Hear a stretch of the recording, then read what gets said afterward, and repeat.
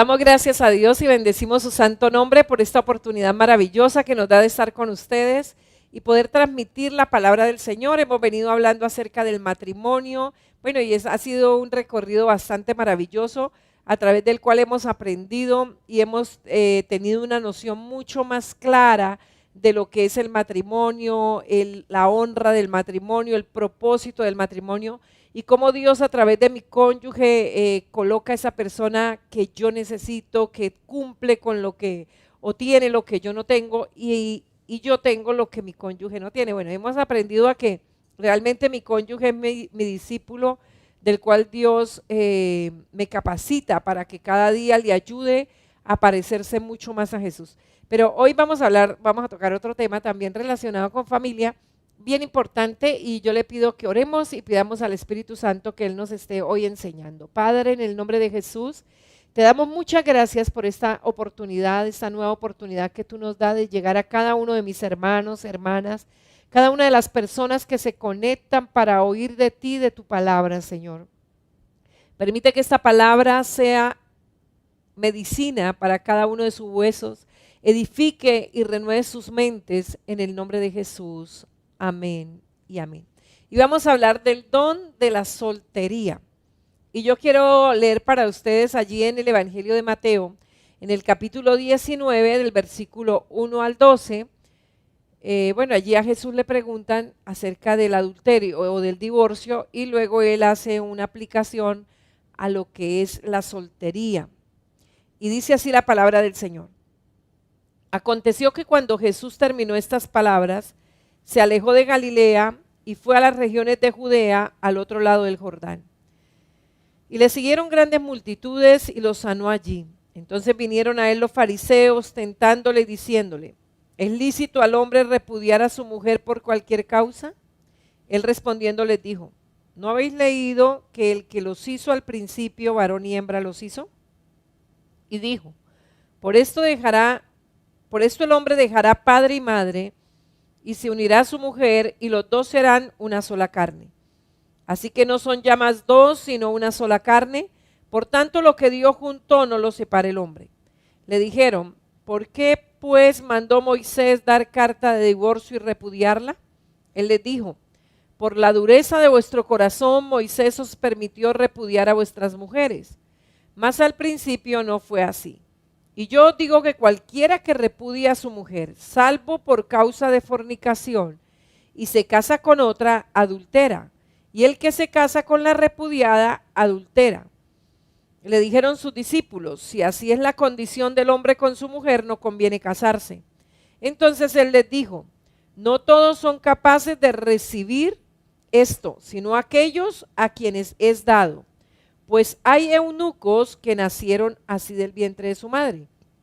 Y hay eunucos que son hechos eunucos por los hombres. Y hay eunucos que asimismo se hicieron eunucos por causa del reino de los cielos. El que sea capaz de recibir esto, que lo reciba. Tal vez usted como persona soltera, soltero, tal vez diga, ay no, pero a mí las enseñanzas del matrimonio, ¿para qué? Si yo soy una persona soltera. Pero yo pienso que es muy importante usted como persona soltera, ya sea que tenga proyecto de casarse más adelante o que sencillamente usted haya tomado la decisión de quedarse soltero o soltera. Es muy importante para poder vivir o para que los solteros puedan vivir adecuadamente como tales, tengan una información muy equilibrada y adecuada sobre el matrimonio y su sentido. A veces la persona toma una decisión de no casarse, no porque haya sido llamada por Dios para ser eunuco o el celibato o quedar soltero, sino por mala información que tiene acerca del matrimonio. Tal vez lo que vio en casa, lo que vio en el hogar de sus padres, es algo que no le motiva para nada a casarse, o tal vez lo que ha visto de sus otros hermanos, las situaciones que han vivido, tal vez no le motiva y crea que todos los matrimonios son así. Entonces es muy importante tener una información clara acerca de la palabra, de lo que es el matrimonio para Dios, para la sociedad y el sentido que debe tener el matrimonio. El carecer de esa información puede ser que suponga desear de forma desproporcionada el estar casado, o por el contrario, desestimarlo como algo no válido, como algo que no valdría la pena. Incluso usted ve personas solteras mayores y cuando otra persona dice se va a casar, dicen una cantidad de cosas que uno dice, no, esta persona está totalmente desinformada de lo que es el matrimonio, o tal vez los espejos que ha visto acerca del matrimonio pues para nada le motivan tener un hogar, y cree pues que el matrimonio es lo peor. Pero recuerde que el matrimonio fue establecido por Dios y todo lo que Dios estableció ha sido maravilloso. Dice la Biblia que fue bueno en gran manera. Que vino el pecado, ya hemos hablado cómo el pecado entró y afectó esa relación maravillosa de matrimonio, pero cómo a través del mandamiento del Señor, con el mandamiento de la sumisión, de ser el hombre un líder siervo y la mujer una ayuda idónea, o sea, cada uno aceptar su rol, podemos llevar los matrimonios a ese propósito maravilloso de Dios. Y realmente, ya sea que la falta de información para una persona soltera le haga ver desproporcionadamente el matrimonio, o sea, tal vez aspire más del matrimonio de lo que da, o lo desestime creyendo que no sirve para nada, lo que resulta de ambos casos es una visión distorsionada que luego puede pasar factura. Hay personas que tomaron una visión totalmente distorsionada del matrimonio y por esto, por ende, decidieron quedarse solteros o solteras, y luego cuando ya tienen cierta edad, entonces comienzan a renegar por su soltería, comienzan a culpar al uno, culpar al otro, culpar a los papás, culpar a fulano, al amigo, a la amiga, al novio, a la novia, ¿verdad? Y a culpar a un montón de gente porque sienten que lo mejor debía haber sido casados y porque se quedaron solteros. Entonces es muy importante que tengamos una información clara acerca del matrimonio, y por eso, hermano soltero, hermana soltera, yo le insto para que, si no se ha visto los programas anteriores, en nuestras redes los puede encontrar en los programas Él Volverá. Allí encuentra una serie de enseñanzas que hemos venido dando sobre el matrimonio. Y cuando tal vez usted, hermano o hermana, se encontró con este versículo allá en 1 Corintios capítulo 7, versículo 27 al 29, donde Pablo le está escribiendo a la iglesia de Corinto y le dice de la siguiente manera, 1 Corintios 7, 27 al 29, dice: estás ligado a mujer, no procures soltarte. Está libre de mujer, no procures casarte. Más bien, si te casas, no pecas, y si la doncella se casa, no peca. Pero los tales tendrán aflicción de la carne, y yo os la quisiera evitar. Pero esto digo, hermanos, que el tiempo es corto, resta pues que los que tienen esposa sean como si no la tuviesen. Tal vez para muchas personas, y tal vez algunos estén solteros, porque tal vez este versículo de entrada le generó como un tipo de confusión, pues a primera vista parece que estuviera en contradicción con Efesios capítulo 5, versículo 21 al 6:4, que bueno, ya lo hemos leído, que es donde Pablo le escribe a la iglesia de Éfeso diciéndole: someteos unos a otros en el temor del Señor, y comienza desglosando cuál debe ser esa sumisión. Entonces dice: las casadas estén sujetas a sus maridos como al Señor, y luego le habla a los maridos: maridos, amen a sus mujeres como Cristo amó a la iglesia. Luego le habla a los hijos y luego le habla a los padres. Y entonces tal vez usted dice: bueno, pero es que aquí en 1 Corintios 7, Pablo, mejor dicho, nos deja sin el ánimo de casarnos, y aquí en Efesios 5, 21 al 6:1, entonces él exalta el matrimonio. ¿Sería que Pablo estaba de mal humor el día que escribió 1 Corintios 7? Bueno, yo quiero que me acompañe del versículo 29 al 31, dice: pero esto digo, hermanos, o sea, él continúa allí del 7, que el tiempo es corto. Resta pues que los que tienen esposa sea como si no la tuviesen, y los que lloran como si no llorasen, y los que se alegran como si no se alegrasen, y los que compran como si no poseyesen, y los que disfrutan de este mundo como si no lo disfrutasen, porque la apariencia de este mundo pasa. O sea, lo que vemos aquí cuando Pablo dice que nos queda poco tiempo, él lo que está viendo es una visión completa de la historia. O sea, tomando esta vida y la eternidad, una visión, un cosmo completo a eternidad, de tal manera que los años que sean, 1000, 2000, 10, 20, 100, en relación con la eternidad, dice la Biblia, es como el día de ayer que pasó. Por eso dice la Biblia, para el Señor un día es como 1000 años y 1000 años son como un día. O sea, hablando que a eternidad el tiempo no cuenta. Pablo estaba viendo esa visión. O sea, ¿qué es lo que está diciendo?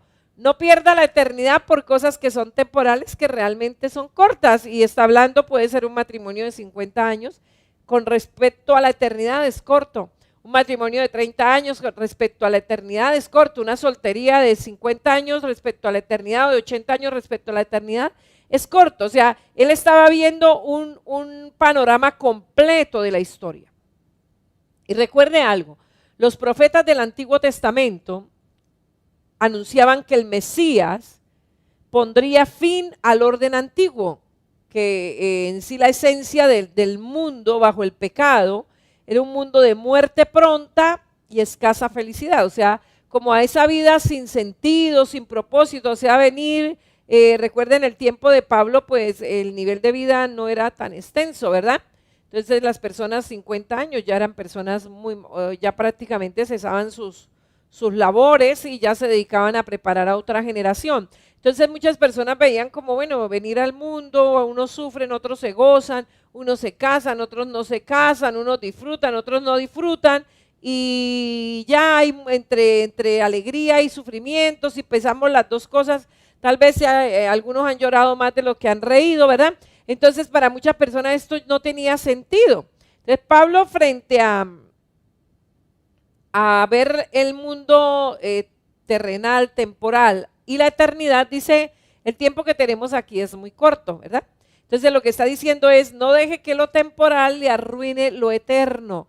Por eso dice, el que tiene esposa como si no la tuviera. No quiere decir que se despreocupe de la esposa, que no la atienda, porque usted confronta a Efesios 5:21 y le dice, marido, ame a su mujer, ¿verdad? Mujer, respete a su marido. Lo que está diciendo es, si algo fracasa, eso no le puede echar a perder su eternidad.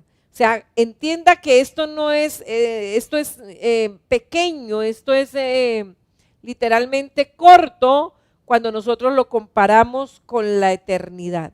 Y cuando los profetas anunciaban al Mesías, recuerde que trae una perspectiva, por eso usted lee muchos capítulos del Antiguo Testamento y en pocos pasajes le lleva de venir el Mesías, morir, resucitar, ir al cielo, volver a establecer su reino y luego establecer el reino eterno. Entonces, como si fuera una sola cosa, ¿verdad? Pero esto pues lleva un resto de años que frente a la eternidad no contarían. Esa venida del Mesías a liberar la tierra de ese mundo de muerte pronta y escasa felicidad, iba a seguir la nueva era del reino de Dios en el que se restauraría el orden debido, o sea, en el que las cosas volverían como al principio y desaparecería la muerte y la ruina, o sea, ese panorama. Entonces muchos creían que apareció el Mesías y ya, o sea, el Mesías venía y ya se acababa la muerte, se acababa la infelicidad. O sea, lo que los profetas hablaban era todo el proceso que el Mesías generaría desde su nacimiento hasta el establecimiento de su reino en gloria. Que al venir Jesús al mundo, cuando Él vino, Él se proclamó como ese Mesías. Pero pues para sorpresa de todos, no vino a ocupar un trono en ese momento, sino que asumió una cruz. No vino a emitir juicios, porque ellos querían, bueno, el Mesías viene y Él nos va a liberar de esa esclavitud del imperio romano, Él va a venir como un poderoso guerrero. Bueno, cada uno tenía una imagen de ese Mesías, pero cuando ven que ese Mesías no llega a ocupar el trono de Herodes, sino que va a la cruz, miren, los mismos discípulos de alguna manera se desencantaron, se desanimaron. Muchos de ellos habían dejado sus trabajos, habían dejado sus redes, la medicina, bueno, cada uno en el oficio que se desempeñaba, y se habían dedicado a seguir a Jesús. Y ahora Jesús muere en la cruz y va a una tumba como cualquier persona, ¿verdad? Entonces ellos dijeron, bueno, pero ¿a qué le entregamos la vida? O sea, este sí era el Mesías que de verdad los profetas anunciaron. Esperaban un Mesías que viniera a emitir juicios, pero en lugar de emitir juicio, dijo, yo no he venido a condenar al mundo, yo vine a salvarlo, vino a cargar con las consecuencias del juicio que cada uno de nosotros debíamos haber cargado. Entonces, ¿cuál era su significado? ¿Qué significaba esa venida del Mesías? Le digo, Pablo dijo, es corto el tiempo porque él estaba dimensionando todo el panorama hasta la eternidad. Pero, ¿qué significaba entonces para los judíos que hubiera venido el Mesías o para nosotros? Sencillamente que Jesús inauguró o estableció ese nuevo reino de Dios. Él vino y trajo el reino de Dios. Por eso él decía, el reino de Dios ha llegado a vosotros. ¿De qué manera? No como tal vez muchos de ellos lo esperaban. Como tú, Herodes, siéntese en el trono, establezca el reino. No, mediante el arrepentimiento y fe, nosotros podemos hoy acceder a ese reino. O sea, él vino y lo estableció, pero usted no accede por medio de un partido político, por medio de un reinado, no, es por el arrepentimiento y la fe. Por eso cuando Nicodemo va y busca a Jesús, que era un maestro de la ley, y él dice que fue a oscuras, que nadie se diera cuenta que él estaba buscando al Mesías, y él va y le hace una pregunta y le dice a Jesús, ¿qué tengo que hacer para ver el reino de Dios? O sea, tú eres un rabí, o sea, tú enseñas, pero tú enseñas diferente. Yo quiero poder ver el reino de Dios. Y la respuesta de Jesús a Nicodemo, dice respondiendo allí en Juan capítulo 3, versículos 3 y 5, Jesús le responde a Nicodemo de la siguiente manera y le dice, respondió Jesús y le dijo, de cierto te digo, que el que no naciere de nuevo no puede ver el reino de Dios. Respondió Jesús, de cierto te digo, que el que no naciere de agua y del Espíritu no puede entrar en el reino de Dios. O sea, Jesús vino y estableció el reino de Dios, pero no como ellos lo esperaban, bajo un reinado humano, sino bajo un reinado espiritual que va accediendo todo aquel que nace de nuevo, todo aquel que confiesa a Jesús con la boca, que Él es el Señor y cree de corazón que Dios le levantó de los muertos. Y ese poder de su soberanía como Mesías está presente hoy y está activo entre nosotros. Ese poder está obrando sanidad. Ese poder está trayendo la presencia del Espíritu Santo de Dios a nuestra vida. Ese poder del reino de Dios, esa soberanía, o sea, Él sí vino a establecer su reino. Él sí es el Mesías. Incluso muchas religiones hoy se han levantado a decir que ese Jesús que murió en la cruz fue simplemente un hombre que se hizo de víctima, pero que no era el Mesías. El Señor reprenda al diablo, amén. El Señor reprenda al diablo. Y así están perturbando la fe de muchos creyentes. Pero la palabra del Señor es clara y Jesús habló de que Él dio su vida, fue el único que venció la muerte, fue el único que al tercer día pudo resucitar de la tumba y decirle, ¿dónde está, oh muerte, tu sepulcro? ¿Dónde está, muerte, tu aguijón? Bendito el nombre del Señor. Y Él dijo, así como yo me levanté, así voy a venir por ustedes, bendito el nombre del Señor. Y el reino de Dios, entre tanto que Él venga, el reino de Dios está presente y activo aquí entre nosotros. Y pues la tarea más grande que nosotros tenemos en nuestra estadía aquí en la tierra es poder establecer su reino en las diferentes personas que Dios nos permita llegar. El reino de Dios está activo y presente, restaurando la relación con Dios y la relación entre los hombres. Allí el Evangelio de Lucas, en el capítulo 11, versículo 20, Jesús les respondió porque lo estaban acusando que los milagros que él estaba haciendo y las liberaciones las estaba haciendo por Belcebú o por el diablo. Y entonces Jesús les responde, mas si por el dedo de Dios echo fuera a los demonios, ciertamente el reino de Dios ha llegado a vosotros. Y en Lucas capítulo 12, versículo 32, Jesús hablándole a sus discípulos le dijo, no temáis, manada pequeña, porque a vuestro Padre le ha placido daros el reino. O sea, Jesús vino y estableció su reino y aún está vigente, aún está activo, aún hay oportunidad de que más personas entren al reino. Aún Él no se ha posesionado en el trono aquí en la tierra para gobernar, eso será más adelante. Por eso los profetas hablaban de todo el proceso, Pero el hecho de que el reino de Dios está aquí con nosotros, está activo, está presente, pero solamente entran los que por arrepentimiento y fe confiesan a Jesús como su único Señor y su único Salvador. El hecho de que el reino de Dios esté activo y esté entre nosotros y está presente, no significa que el mundo presente esté a punto de desaparecer. O sea, y menos cuando pues Pablo lo escribió. O sea, faltaba mínimo este tiempo que ha pasado, estos 2020 años, más los 7 años de gran tribulación que faltan, más los 1000 años de milenio, para que esto que hay, este cielo que nosotros vemos y esta tierra donde habitamos, desaparezcan, como lo dice la palabra. Vuelvo y le digo, la Biblia, Dios tiene el panorama completo, o sea, Dios ve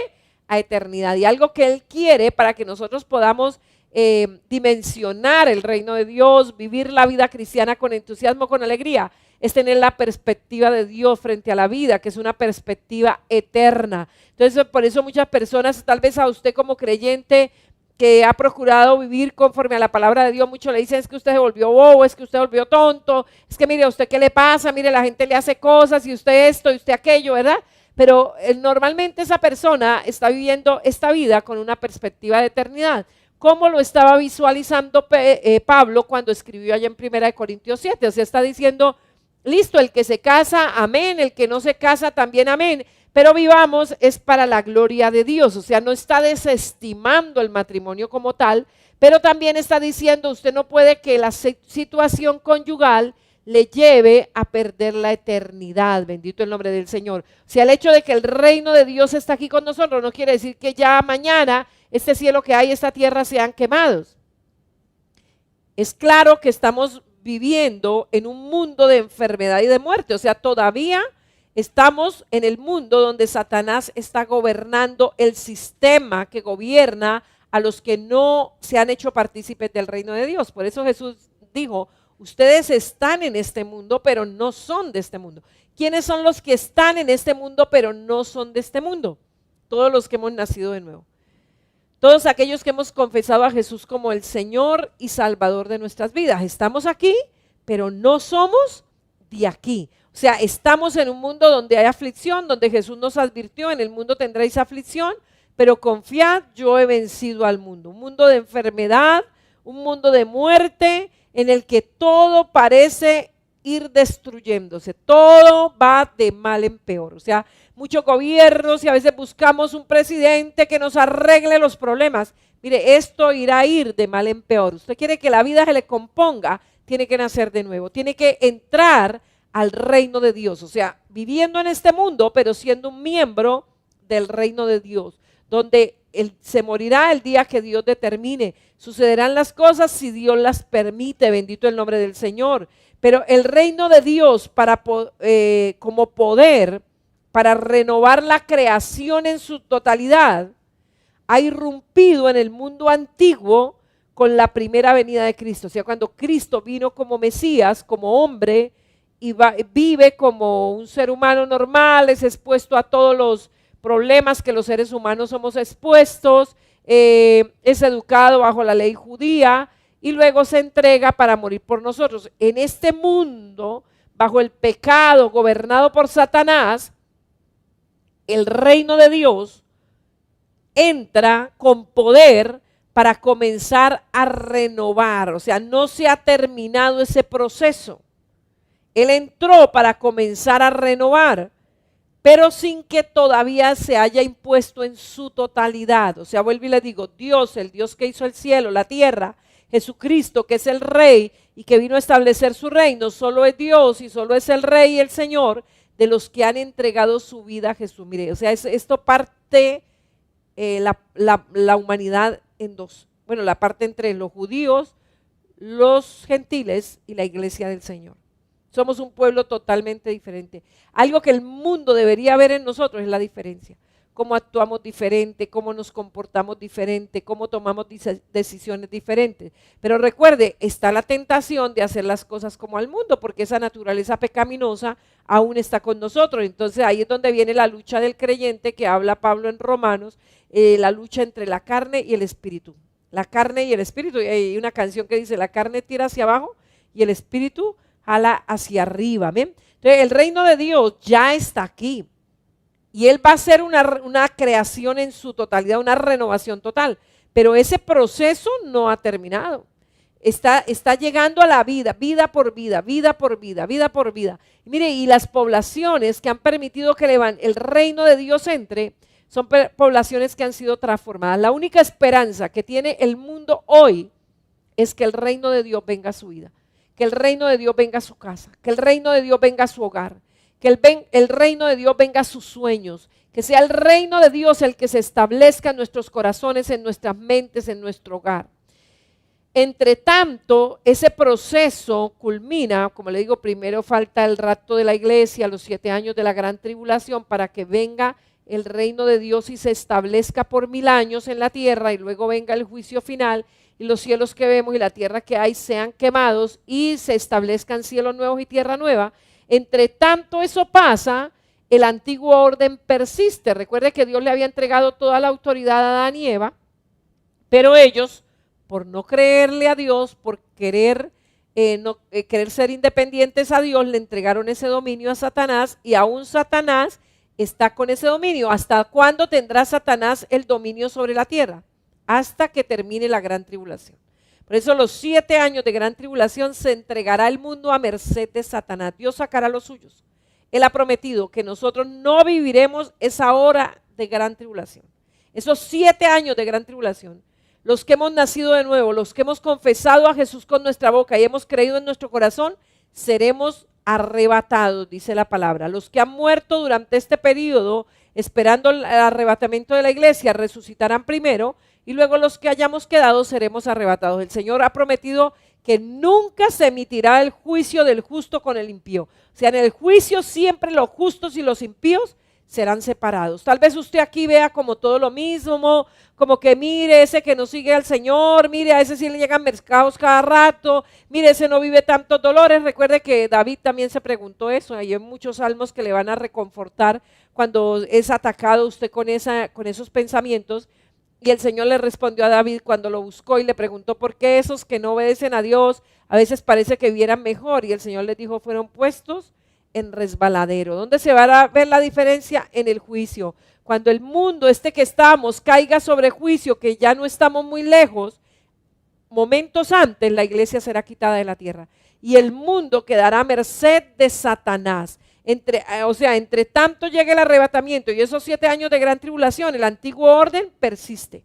El mundo gobernado por Satanás, pero ese orden está condenado a desaparecer. Por eso la Biblia dice, hijitos, ustedes que ya pertenecen a mi reino, ustedes que ya han salido de ese orden, ¿para qué quieren volver a lo mismo?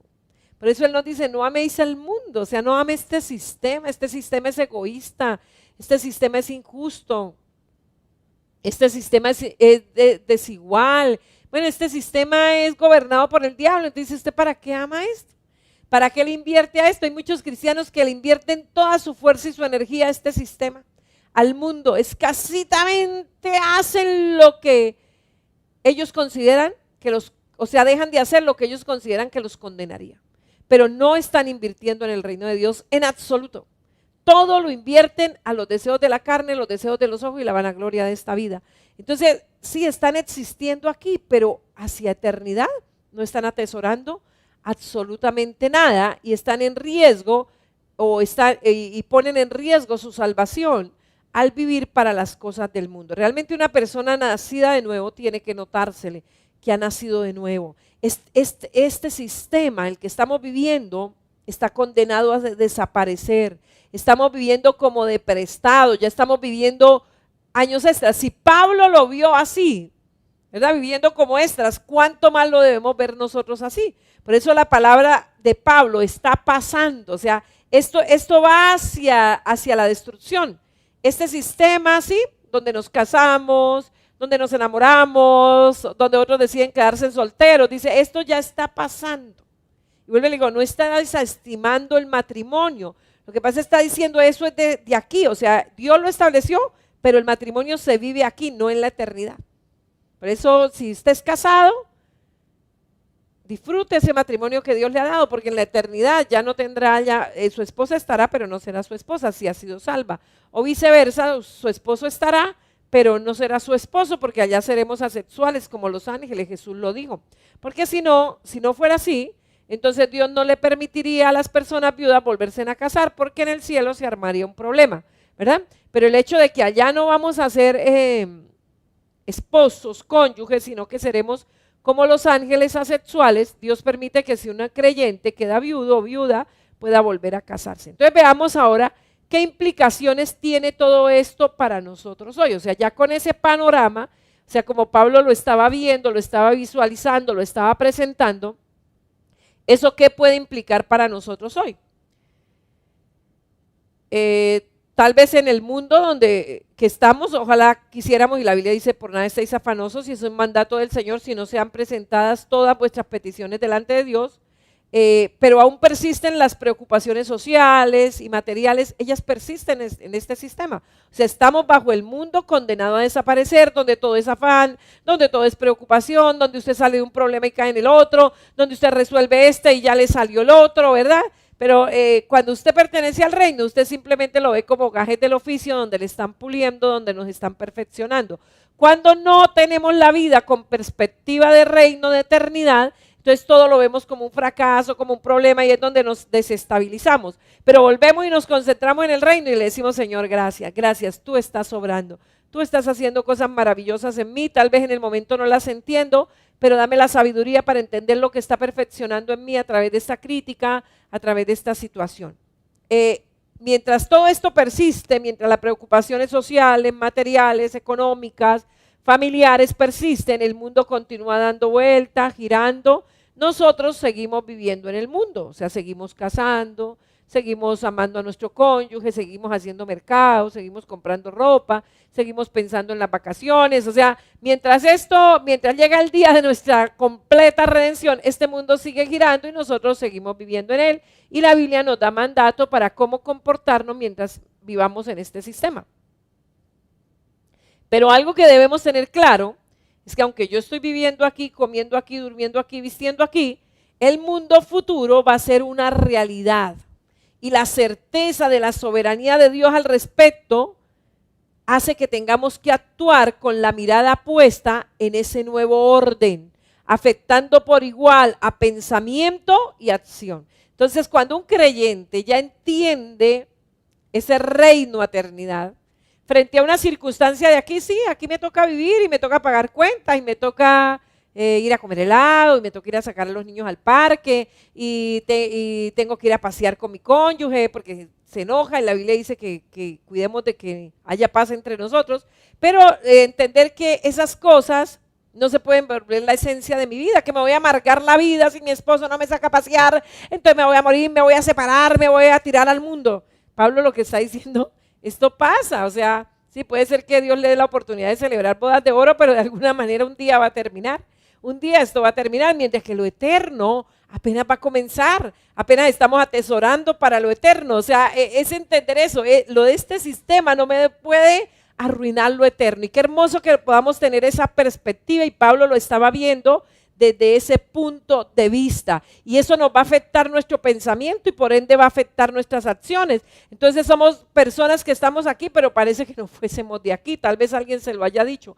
Oiga, pero es que usted parece que no fuera de este mundo. Sí, recuerdo un testimonio, una hermana un día iba a hacer mercadito y llevaba la platica de la quincena para el mercado y ella acostumbraba a echar el monedero donde llevaba la plata en el canasto y alguien, avivato, pasó y se cargó la monedera, se llevó lo del mercado y él le dijo, Señor, muéstrame quién es. Y el Señor le hizo poner la mirada, estaba sentado en el último puesto y se va y le dice, me entrega la billetera. No, que yo no la robo. Me entrega la billetera porque yo no soy de este mundo. Mire, ese hombre pensó que era, claro, saber que él era el que la había robado y que ella de espaldas se dio cuenta quién se la había robado. Digo, no, esto es un extraterrestre y de una vez le entregó la billetera. Bueno, qué bueno que vivamos la vida así. O sea, estamos aquí, pero no somos de aquí. Amén. No pertenecemos a este sistema, pertenecemos al reino. Por lo cual, a mí no me pueden gobernar las normas de aquí, sino las normas del reino, que son mucho más sublimes, mucho más excelsas, que están basadas en la misericordia, la justicia y el amor. Por eso muchas veces hay cosas que pueden ser legales y que yo puedo sacar una ventaja legal, pero ¿es justo? ¿Es justo? Tal vez usted se fue a trabajarle a alguien y le dijo, no, mire, págueme por días, que es que yo pierdo el Sisbén, que es que no sé qué, que no me pague seguridad social. Y usted sabe que lo dijo. Y usted sabe que se comprometió y la persona de buena fe le dio el trabajo. Y luego le pasa algo y usted va y lo demanda laboralmente. Es legal. Es legal y usted puede ganar el proceso. Pero le pregunto, ¿es justo?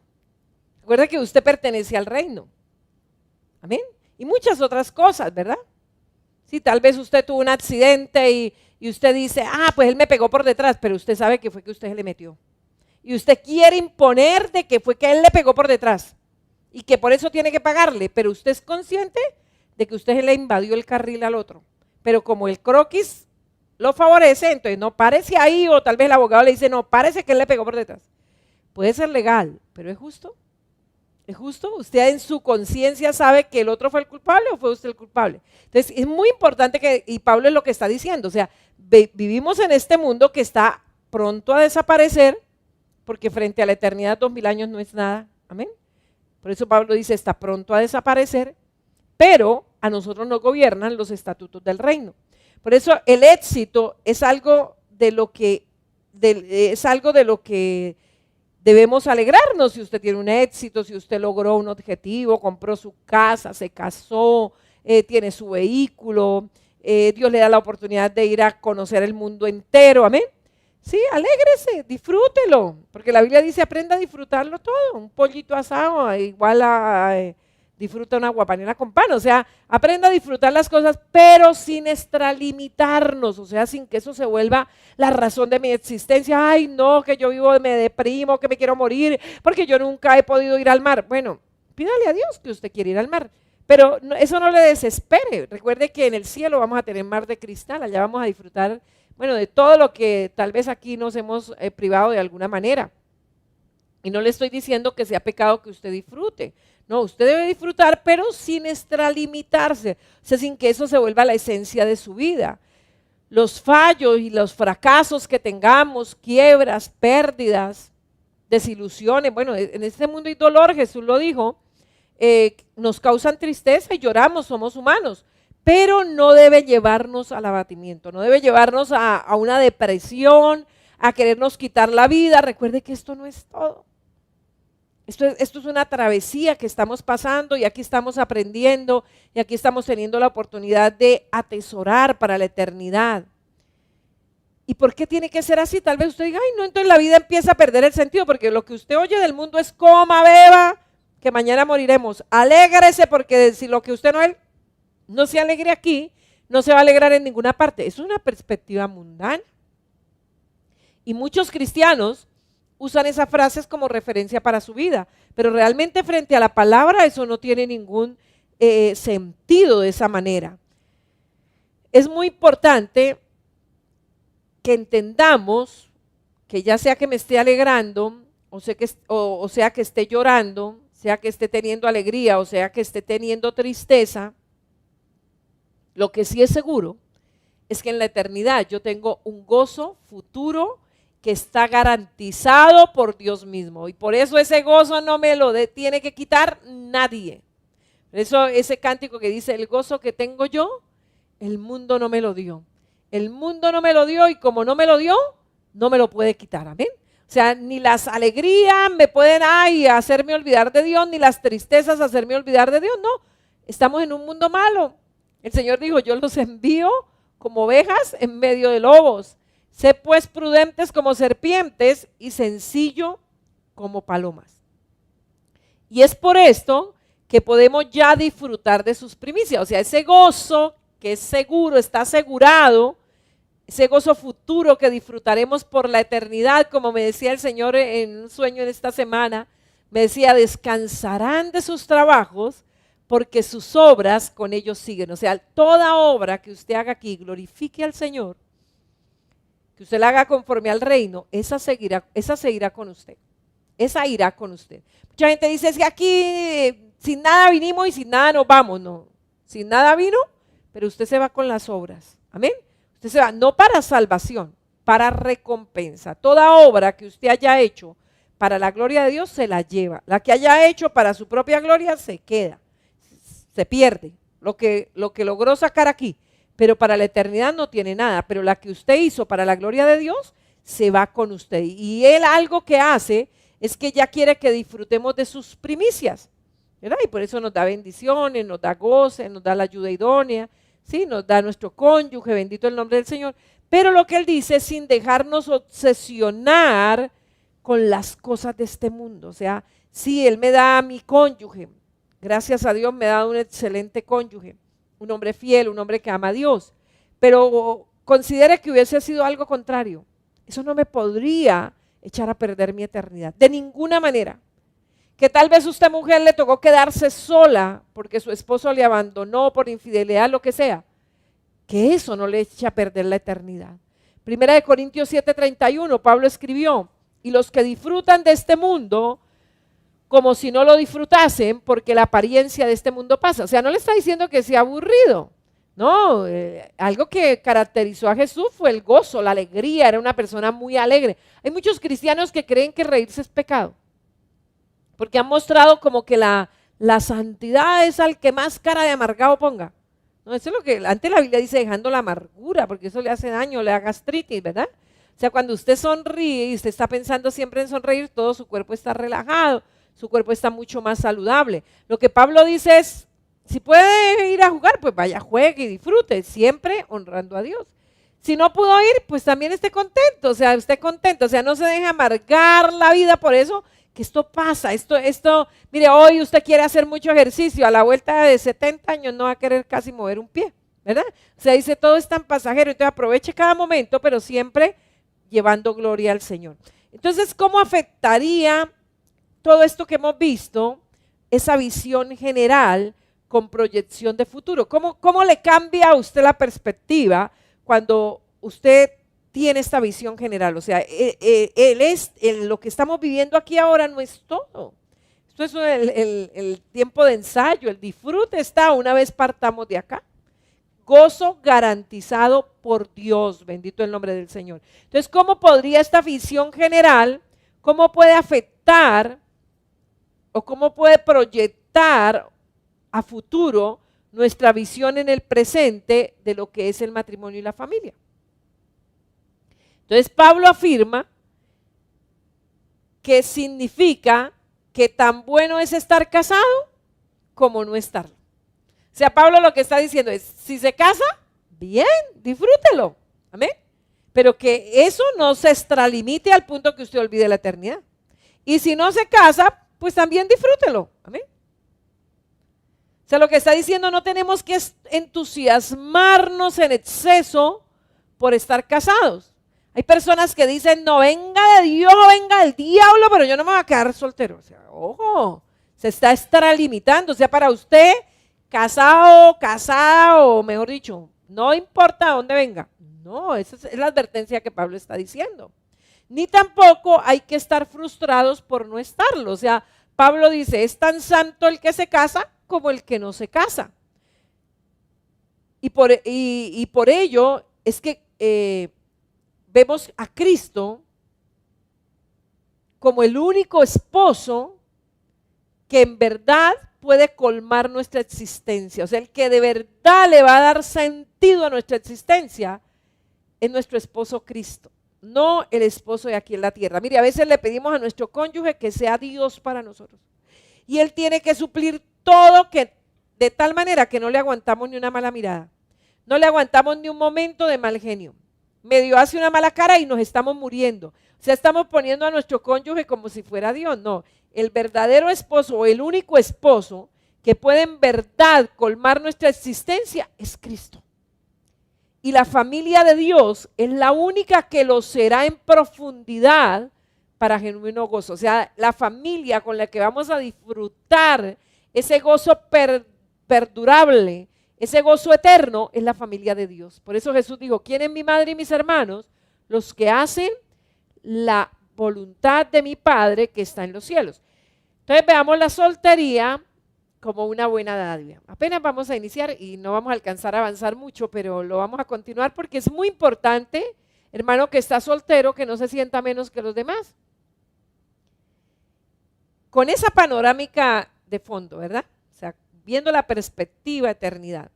estamos, yo creo que ahora en mejor condición para entender el carácter radical de las afirmaciones de Pablo respecto a permanecer solteros o contraer matrimonio, ¿sí? O sea, Pablo dice, si a eternidad se refiere, pues entonces quede soltero, porque entonces no va a tener con quién pelear, ¿sí? No va a tener quien le sea infiel, ¿sí? Vive para usted solito y para el Señor, o vive para usted solita y para el Señor. El casado vive para el Señor y para la señora. La casada vive para el Señor y para el Señor de aquí de la tierra, ¿verdad? Entonces dice, si es perspectiva eternidad, pues usted decida. El cristianismo realmente fue la primera religión del mundo, bueno, si hablamos de religión, porque el evangelio es poder de Dios, en proclamar la soltería adulta como alternativa aceptable de la vida. Las religiones del mundo establecían antes de Cristo la soltería como un fracaso, o una mujer que no tuviera hijos como un fracaso. Pero el fundador del cristianismo, que es Jesucristo, y el mayor teólogo de todos los tiempos, que fue el apóstol Pablo, no se casaron, estuvieron solteros. Las personas, por eso las personas adultas, solteras, no pueden ser consideradas menos completas o realizadas que las personas casadas. Porque Jesucristo, como hombre soltero, fue un varón perfecto, dice Hebreos 4:15, porque no tenemos un sumo sacerdote que no pueda compadecerse de nuestras debilidades, sino uno que fue tentado en todo según nuestra semejanza, pero sin pecado. Y primera de Pedro 2:22 dice, el cual no hizo pecado, ni se halló engaño en su boca. Por eso Cristo fue soltero y fue un varón perfecto. Pablo, bueno, puede ser que fue viudo, pero él se quedó solo, soltero, y fue un hombre que sirvió a Dios con todo su corazón. O sea, eso no debe desestimar a una persona como, uy, solterón, solterona. No, no se puede ver a una persona o desestimarla o la persona sentirse mal porque no se ha casado. De algo que está seguro o segura es que en las bodas del Cordero se casa. Con ese esposo que nunca va a fallar, con ese esposo que va a garantizar una vida plena, bendito el nombre del Señor. Entonces la valoración que Pablo hace de esta cuestión en 1 Corintios 7 es que la soltería es un estado que cuenta con la bendición de Dios. O sea, el hecho de que una persona decida quedarse soltera no está perdiendo la bendición de Dios, está perdiendo la dicha del matrimonio aquí en la tierra, pero no la bendición de Dios. Dios puede bendecir, o Dios bendice a un soltero o una soltera que vive para su gloria. Recuerde que esto era revolucionario en el tiempo de Pablo, o sea, pensar que Dios se agradara que un hombre o una mujer se quedaran solteros, eso revolucionaba la mentalidad de ese tiempo. Pero como consecuencia de esta actitud que fue tan revolucionaria, la iglesia de los primeros tiempos no presionó a los creyentes para que contrajeran matrimonio. Y algo que hizo la iglesia primitiva fue darle pleno apoyo a las viudas para que no se vieran obligadas a casarse. O sea, había un ministerio que cuidaba de viudas y de huérfanos, y qué hermoso que Dios nos dé la oportunidad de levantar un ministerio aquí así, para cuidar de huérfanos y viudas, para que si en lo posible pueden quedarse sin casarse, pues lo hagan, y tal vez no expongan a sus hijos a ciertos riesgos, o muchos hijos no logran aceptar que su padre o su madre que ha quedado viudo o viuda se case, porque es la única condición que Dios permite para una persona que ha quedado sola volverse a casar, es la viudez. Y la palabra del Señor nos habla, y yo pienso que lo vamos a dejar para la próxima enseñanza, acerca de los eunucos. Y dice la palabra en el verso que leímos al inicio en Mateo, dice, pues hay eunucos que nacieron así del vientre de su madre, y hay eunucos que son hechos eunucos por los hombres, y hay eunucos que a sí mismos se hicieron eunucos por causa del reino de Dios. ¿Quién es un eunuco? Una persona que se queda en soltería, se queda solo o sola, sin relaciones sexuales, porque es que hay muchos hombres o mujeres que no se casan pero viven teniendo relaciones sexuales con amigos, con amigas, con novias. No, está hablando de la persona que decide tener abstinencia total de relaciones sexuales. Unos porque nacen así, otros porque los hombres los hacen así, y otros porque se hacen así por causa del reino de Dios. Pero eso lo vamos a dejar para la próxima enseñanza y seguiremos hablando del don de la soltería. Que sea el amor de Dios, la gracia de Jesús y la comunión del Espíritu con todos nosotros. Recuerde que somos la Iglesia Misionera Embajadores de Cristo, ubicados en la ciudad de Bucaramanga, Colombia, en la carrera 14B 45100. Ya dimos apertura a nuestros cultos con todo el protocolo establecido por el gobierno. Estamos realizando 4 servicios el día domingo, 8 de la mañana, 10:30 de la mañana, 1:30 de la tarde y 4 de la tarde. Usted puede inscribirse a cualquiera de nuestros servicios, puede comunicarse si le es difícil hacerlo por el link en nuestra página www.embajadoresdecristo.com.co o en nuestras redes sociales también encuentra el link para hacer la inscripción. Si le es difícil, no se quede sin venir, llámenos 642-0408, 642-0408 o 652-4629 y haremos su inscripción. Padre, yo te pido que tú bendigas a cada uno de los hermanos, hermanas, amigos, personas que han estado conectadas a esta transmisión. Señor, que tu Espíritu Santo convenza de pecado, justicia y juicio, que puedan recibirte a ti, Señor, como el único Señor y único Salvador de sus vidas. Usted que no le ha entregado su vida a Jesús, yo le hago una invitación ahora. Lo mejor está por venir si perteneces al reino. Dios quiere que empiece a saborear, a disfrutar lo que será esa dicha eterna garantizada por el Señor.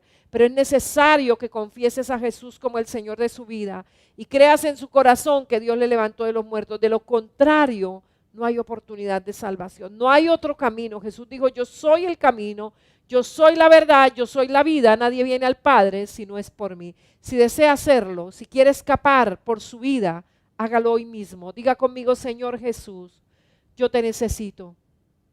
Gracias por morir en la cruz por mis pecados. Hoy te abro la puerta de mi corazón y de mi vida y te recibo como mi único Señor y mi único Salvador. Gracias por perdonarme y darme vida eterna.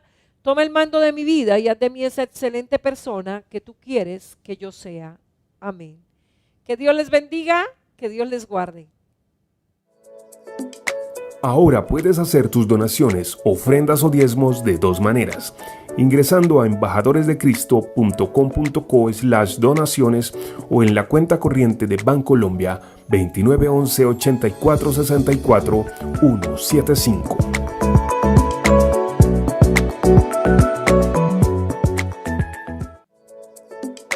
Ahora puedes hacer tus donaciones, ofrendas o diezmos de 2 maneras.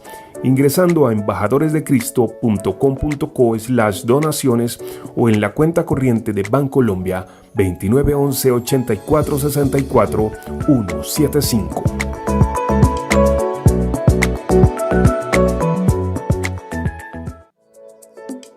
Ahora puedes hacer tus donaciones, ofrendas o diezmos de 2 maneras.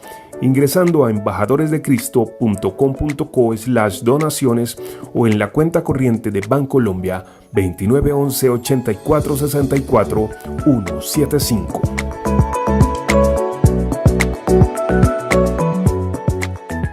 Damos gracias a Dios y bendecimos su santo nombre por esta oportunidad maravillosa.